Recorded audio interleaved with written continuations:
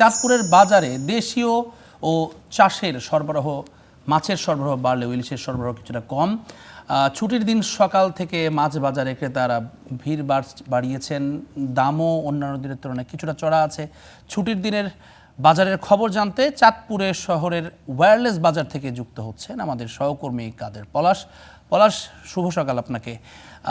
কোন প্রজাতির মাছের দাম কেমন দেখছেন আজকের বাজারে? ইলিশের অবস্থা কি? চাঁদপুরের ইলিশ তো বিখ্যাত, কি অবস্থা, একটু সার্বিক অবস্থা যদি আমাদের জানাতেন আপনি। আমি 3 ধরনের মাছের কথা বলবো। মূলত হচ্ছে নদীর মাছ, পুকুরের মাছ এবং ডোবা নালার মাছ। তো এই সময়ে কিন্তু এই 3 ক্ষেত্রের মাছই কিন্তু বাজারে আছে। যদিও সবচেয়ে বেশি আছে পুকুরের মাছ, অর্থাৎ চাষকৃত মাছ, যেসব রুই, কাতলা, মৃগেল, এই মাছের সরবরাহটা বেশি। আর ডোবা নালা ইতিমধ্যে শুকিয়ে গেছে, সেসব মাছও কিছু আছে। আর ইলিশ মাছ আছে একেবারেই কম। তবে একটা কথা বলতে চাই, সেটা হচ্ছে যে ইলিশের দাম কিন্তু কমেছে গত 1 সপ্তাহের তুলনায়। যদিও এই প্রভাব খুব বেশি পড়ছে না, কারণ 1 কেজি আকারে ইলিশ এতদিন বিক্রি হয়েছে 3500 থেকে 4000 টাকা। সেই 1 কেজি আকারে ইলিশ আজকের বাজারে দেখা গেছে 3000 থেকে 3200 টাকা কেজি দরে বিক্রি হচ্ছে। আর যেগুলো ছোট ইলিশ, অর্থাৎ একেবারেই ছোট, মানে জাটকা থেকে একটু বড়, সেগুলো 250 থেকে 300 টাকা কেজি দরে বিক্রি হচ্ছে। এটা ইলিশ না, জাটকাই বলা চলে। আর আরেকটু মাঝারি সাইজের যে ইলিশগুলো 500-600 গ্রাম, সেটা 1500 থেকে 2000 টাকা কেজি দরে বিক্রি হচ্ছে। অর্থাৎ ইলিশের বাজারে সুখবর হলেও সেটা প্রান্তিক মানুষের জন্য বা নিম্নবিত্তদের জন্য আসলে এটা মানে আরাধ্য বিষয় বলাই যায়।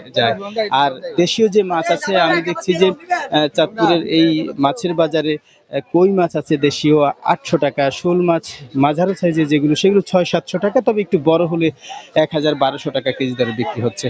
আর এই বাজারে মূলত হচ্ছে যারা নিম্নবিত্ত, একটু হতদরিদ্র, তাদের জন্য যে মাছটা পাওয়া যায় সেটা হচ্ছে পাঙ্গাস, 170 থেকে 80 টাকা কেজি। আর পোয়া মাছ আছে 250 থেকে 300 টাকা কেজির মধ্যে। আর তেলাপিয়া মাছটা আছে, সেটাও ছোট হলে 160-70, এবং একটু বড় আকারের হলে 250 থেকে 220 টাকা এই দামে বিক্রি হচ্ছে। তো আমরা দেখছি যে আজকে মাছের বাজারে প্রচুর পরিমাণে ক্রেতা আছে, এবং যেহেতু ছুটির দিন, শুক্রবার দিন, স্বভাবতই বাজারে ক্রেতাদের উপস্থিতি বেশি থাকে। এই সুযোগে কিন্তু যারা বিক্রেতা আছেন, খুচরা বিক্রেতা, তারা কিন্তু একটু ফোন দিয়ে আটেন। বিশেষ করে যখন ক্রেতার উপস্থিতিটা বেশি দেখেন, মাছের চাহিদাটা যখন বেশি দেখেন, তারা কিন্তু নিজ থেকে দামটা একটু বাড়িয়ে দেন। এই ক্ষেত্রে মোকামের সাথে, অর্থাৎ আড়তদারের সাথে এবং খুচরা বিক্রেতার সাথে কিন্তু দামের তারতম্যটা একটু বেশি হয়ে যায়। যেমন স্বভাবতই ক্রেতা যদি একটু কম থাকে, তারা কেজি প্রতি 10 থেকে 15 টাকা লাভ করেন, কিন্তু যখন ক্রেতার উপস্থিতিটা বেড়ে যায়, ক্রেতার চাহিদা যখন বেড়ে যায়, তখন তারা সেটা 25 থেকে 30 টাকা করে দেন। এই ক্ষেত্রে কিন্তু আসলে প্রশাসনের তরফ থেকে একটু মনিটরিং দরকার। যদিও সাধারণত চাঁদপুর ওয়্যারলেস বাজারটা সকালবেলা মিলে, এই সময়ে একেবারেই সকাল থেকে শুরু হয় বাজার, তো যে কারণে এখানে আসলে সেভাবে প্রশাসনের তদারকি বা ভোক্তা অধিকারের সে ধরনের তদারকি কিন্তু চোখে পড়ে না। দিনের বেলা, দুপুরবেলা সেটা করা হয়ে থাকে অন্যান্য বাজারগুলোতে, কিন্তু এই বাজারটা একটা গুরুত্বপূর্ণ একটা বাজার, সেই বাজারে কিন্তু আমরা কোনো মনিটরিং দেখি না। তো এখন বাজারে যে পরিমাণ মাছ আছে, ক্রেতাও আছে, এবং ক্রেতারা বলছেন যে আসলে ইলিশ নিয়ে আসলে তাদের কোনো ভাবনা নেই, শুধুমাত্র তাদের অন্যান্য যেসব মাছ আছে সেসব মাছই তাদের এখন এই আমিষ চাহিদা পূরণ করছে। আর বিক্রেতারা বলছেন এই সময়ে, শীত মৌসুমে কিন্তু নদীতে জাল ফেলা হলেও মাছ কিন্তু কম ধরা পড়ে। নদীর যেসব মাছ আছে, বিশেষ করে এই ইলিশ, পোয়া, আইর, নদীর পাঙ্গাস, এসব মাছ কিন্তু কম ধরা পড়ে, এবং এটা সরবরাহ কম থাকে। এটা বিক্রেতারা জানেন, যারা খুচরা বিক্রেতা আছেন। তো যে কারণে এই উপরে দামের উপর প্রভাবটা পড়াটাও অস্বাভাবিক না। তবে সে প্রথমেই বলেছিলাম যে ভালো খবর হচ্ছে যে গত 1 সপ্তাহের তুলনায় ইলিশের দাম তুলনামূলক কিছুটা কমেছে, অর্থাৎ কেজি প্রতি গড়ে ধরা যায় যে 4 থেকে 500 টাকা কমেছে। আর এমনি দেশীয় যে মাছ আছে, সেসব মাছের যোগানও ভালো আছে।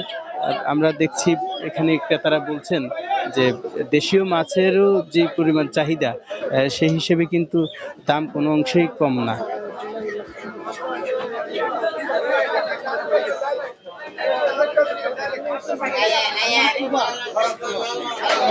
আমরা দেখছি যে যে শিং মাছ আছে, অর্থাৎ শিং মাছ মোটামুটি দাম অনেকটাই বেশি।